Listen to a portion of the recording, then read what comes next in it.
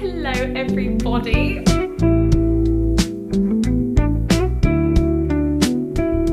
Oh my god, I feel like it's been such a long time. Well, I've been wanting to film this video for a while and I haven't got around to it.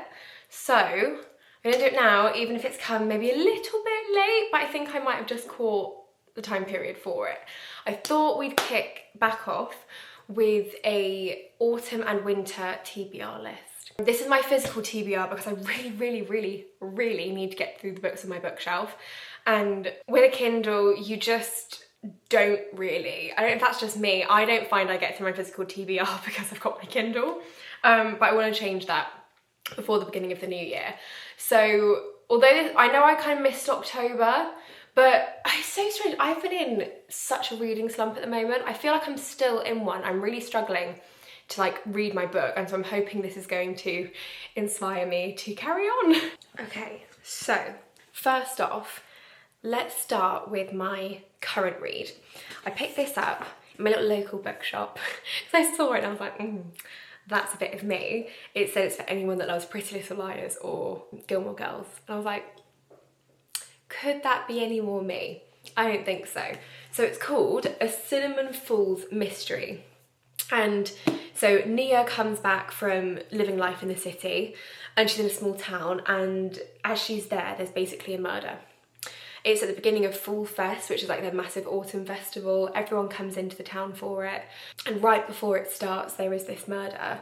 And her ex-high school boyfriend is a policeman who is investigating it, and they kind of like team up together to try and solve it. So I'm literally only like on chapter 3. I think I'm really gonna enjoy it. I'm not gonna lie, I'm struggling a little bit to get into the writing style of this one. I don't know what it is. Something about it I'm just slightly struggling with. That could also just be my reading slump coming into it. I don't know. But this is the first one that I'm really excited to read. And I'm like pushing myself every night just to read a little bit more of it, despite the reading slump. Next, this has been on my TBR for an entire year now, I think. And if you guys watched my Vlogmas last year, you would have heard me talk about this. It's Tell Me Lies. This is one of my favourite TV shows ever. It's one of those shows, I get everyone to watch it, and everyone is like hooked from the first episode. And all of them say though, it's like not a show they can rewatch because it's like too intense and too like traumatizing. I love rewatching it. The way their mind works is actually insane. So it was originally a book. Season 1 is this book. Season 2 doesn't have one. It follows Lucy and Stephen at college. Lucy is a freshman, Stephen is a junior, and they enter into this relationship, and it's very toxic, very manipulative, and there's other things that go on as they're in college as well. It's not just the relationship that then impacts them, there's these external factors too. And I'm so excited to read it. Apparently it is quite different from the show, so I'm really excited to read it. And I got it last Christmas, but I just didn't get around to reading it over Christmas. Then it was spring and summer, and this to me is a winter book. Like, you can't read this in the hot months, I don't think. So I'm so excited to read this. And I think if for whatever reason I can't carry on with the Cinnamon Fool's Mystery, I think I'm gonna switch on to this one because that show just means so much to me. The next book, again, has been on my TBR for literal years because it's another TV show that I started watching, but I actually stopped it because I was like, I can't watch this until I've read the book. And I think this is gonna, you guys, when you see it, it's actually gonna be criminal that I haven't read it yet. Normal People, Sally Rooney. I feel like this book needs no introduction. It's just one that I have to read. I have to read it. Everything Marianne and Connell just hits me straight into the heart. And this book, I know I'm gonna be obsessed with. And again, it is a cold months book. So you're kind of, I feel like getting the theme here with my TBR, it's not exactly they're all set in autumn or winter, it's just the kind of vibes these individual books give me, which has made me want to read them in the colder months, less so the setting of it. I mean, apart from Cinnamon Fool's Mystery, that is a setting, and there's going to be a few more in here, but some of them are just pure cold vibes. The next one comes in a pair, and it's the Little Women books. So originally Little Women were 2 books, Little Women and Good Wives, and I've got both and I have to read them. I just have to. I went to go see a production of Little Women a couple of weeks ago. Obviously it gave me a lot of thoughts to do with the story of the play, because Little Women is one of my favourite stories. Greta Gerwig's film of it. I can't explain how much I love that film. It's fantastic. And watching this production, it wasn't my favourite. I can definitely appreciate elements of it, but it wasn't my favourite. And it just really inspired me to read the books, because then I thought, oh my god, I'm such a reader and I love the story, and I've never actually sat down and read the original. And I've got 2 copies of it. I've got like one of the Penguin Classics, like fabric bound books of Little Women, so I don't know why I haven't yet. Now this one, I have nothing to do with autumn and winter. However, there is a very specific event leading up to it this month that I'm so beyond excited for. Again, if you watched my last Vlogmas, you will already understand how much I love this story, and it is Wicked. And we have Wicked for Good coming out in 2 weeks, about that. So I've just booked my tickets for it, and I got the book Wicked last year, and I've heard it's not different from the film or the show, but it's darker. It's like a more dark, intense version of the story. So I'm so excited to read it. I don't actually know where this book takes you up to. It must take you up to the end of Act 2, like the second movie and Act 2 in the play. I'm guessing so. I don't quite know. I haven't done too much research into it because Wicked was so heavy last year and it's getting that way this time. I haven't wanted to read up too much about it because I want to kind of go in with, although I've got so many preconceived notions about it because I'm such a fan of the play and the film, I kind of just want to go into it slightly blind and forget what I already know. So this one's gonna be read. I'm so excited. So this one, I was actually planning on reading in October. Obviously, didn't quite get around to that. Reading slump got in the way, but that's okay because I'm gonna read it again. It's fine. I think this one I do want to read this month because I don't want to read this in December. And it's Love in the Time of Serial Killers. This came out a few years ago, I think, and I heard really good things about it. I think it's got a sequel. And I think with this book, again, I kind of trying to go into it with not knowing too much about it. I think that's quite fun sometimes because with the age of like book talk now and everything, you can sometimes go into reading a book and you feel like you already know everything about it, you already know everything about the story, and I just don't like that as much. I feel like it's nice going in with a surprise. So I think with this book, Phoebe is obsessed with true crime and she gets a new neighbour and she starts kind of like watching his patterns, and I think she ends up thinking that he could be a serial killer, but I think she kind of fancies him as well.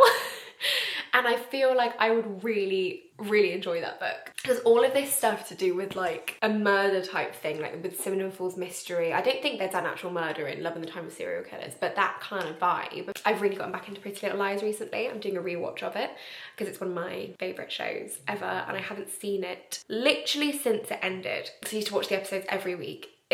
I can't explain how much I love that show. And I think, you know what, that has actually contributed to my reading slump, because all I want to do is watch Pretty Little Liars. If I'm making tea, Pretty Little Liars. If I'm doing my makeup, Pretty Little Liars. If I'm not doing anything, Pretty Little Liars. So that whole kind of a mystery, Alison missing, that type of thing is really appealing to me at the moment for entertainment. God, I bet that sounds bad. I bet that sounds bad. I feel like you guys are gonna get me though. Not that a murder is entertaining, but the way these books do it and the way the TV shows portray it is very intriguing and weirdly comforting. I don't know, maybe that's the whole stereotype of girls liking like true crime to like fall asleep to. And then my last book on my TBR for the next couple of months is The Gingerbread Bakery, the new release from Laurie Gilmore. I can't wait to read this. I saw it on my friend's Instagram story and I messaged her straight away and I was like, oh my god, it's out. I didn't realise. Obviously you guys saw that I read Christmas Tree Farm last year and I really enjoyed it. And then this year, what was it called? Strawberry Bakery? No, because it's the bakery's Mac and Thingy's book. What was it called? Strawberry Pancake House. That book came out in the summer and I really, really enjoyed that one. Oh my god, wait, I just realised I'm such an idiot. I'm such an idiot. I was just like, hey, the bakery one is like Annie and Mac's book. Yeah, duh, it's the one I'm holding in my hand. I can't wait to read this. I've been excited for Annie and Mac's book literally since the first book, since Jeannie and Logan's book. I love a good enemies to lovers type thing, but when it's like he's never really hated her and like he's always been in love with her. I can't wait to read this. I'm so excited. This is definitely my December read. If I read nothing else in December, I will read this book because I just have to. I mean, look at the artwork on it. How stunning, how beautiful. I display these books so proudly on my bookshelf. So there's a new bakery in my local town as well. And I actually just can't wait to go sit in my bakery, get a little bun, get a little cup of tea, and whip out this bad boy for the festive season. I can't think of a better day, to be honest. So that is what I'm gonna be reading in December. The sweetest things are worth the wait. I mean, I actually can't think of anything better. I think probably this is the book.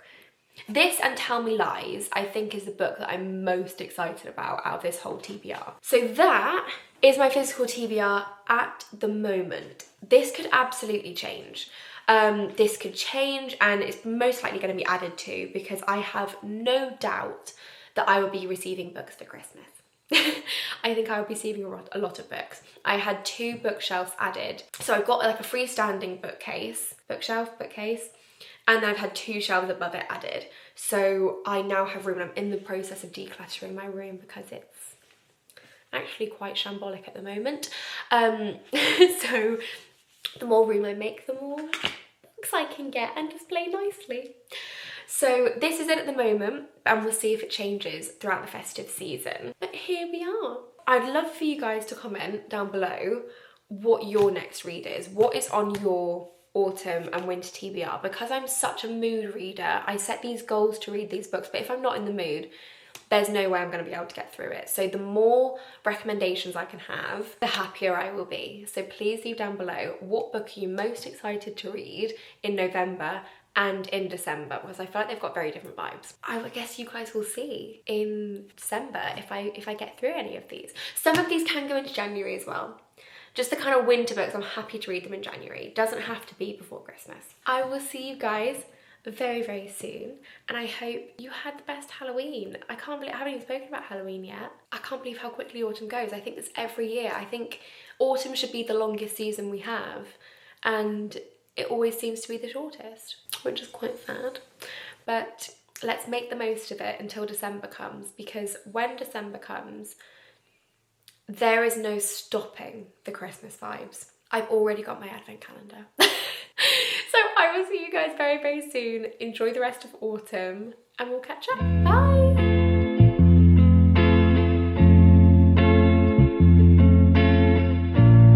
Little post-credits moment.